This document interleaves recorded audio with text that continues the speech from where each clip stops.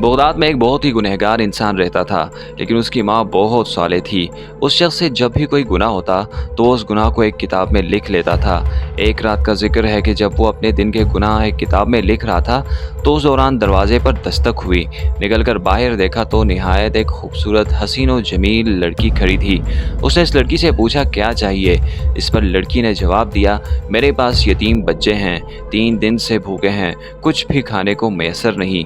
अच्छा अंदर चली आओ। इस शख्स ने उस लड़की को घर के अंदर बुला लिया और दरवाज़ा बंद कर दिया, क्योंकि इस औरत को देखकर उस शख्स की नीयत ख़राब हो चुकी थी। वो औरत जान गई थी कि इस बंदे की नीयत ख़राब हो चुकी है, कि इसके जी में अब बुराई आ चुकी है। इस शख्स ने औरत को ज़बरदस्ती अपने तरफ खींचा तो उसने ज़ोर से कहा, ए मुसीबतों को दूर करने वाले, मुझे इस इंसान से बचा, और ए अपनी मौत से गाफिल इंसान, मुझे तो तुम अपनी मौत से गाफिल नज़र आते हो। तुमने इससे कोई सबक हासिल नहीं किया कि तुमसे बेहतर और ताकतवर लोगों को भी मौत खा गई है। उनको भी इस दुनिया से सिवाय थोड़ी सी रोज़ी और कपड़े के कुछ नसीब न हुआ, और जो मंजिलें और बड़े बड़े घर उन्होंने आबाद किए थे अब वो खाली रह गए हैं, और तुम खुद भी कल या अगले रोज़ तनो तन्हा कब्रिस्तान चले जाओगे।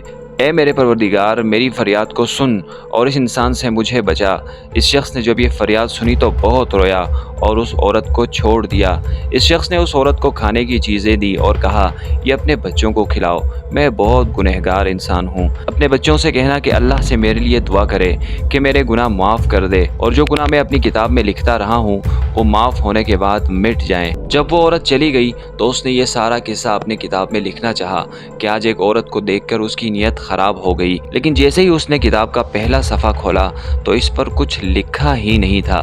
तमाम किताब छान मारी, लेकिन गुनाहों का तमाम रिकॉर्ड किताब से पाक हो चुका था। इस शख्स ने अल्लाह का शुक्र अदा किया और माँ के पास चला गया।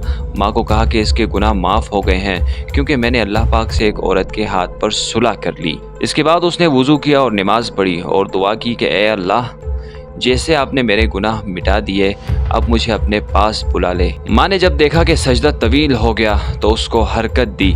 देखा कि रूह परवास कर चुकी है और उसका इंतकाल हो चुका है। नाज़रीन करामी, आज की वीडियो का मकसद सिर्फ यह है कि अगर अल्लाह चाहे तो अपने बंदे को मामूली सी नेकी पर भी बख्श दे, इसलिए नेकियों को छोटा मत समझिए और नेकी करते रहें। ये थी आज की हमारी मुख्तसर सी इन्फॉर्मेटिव वीडियो। मज़ीद इस तरह की वीडियोस देखने के लिए आप हमारा यूट्यूब चैनल वही डॉक्यूमेंट्री ज़रूर सब्सक्राइब कीजिए और घंटी के निशान को भी दबाइए। शुक्रिया।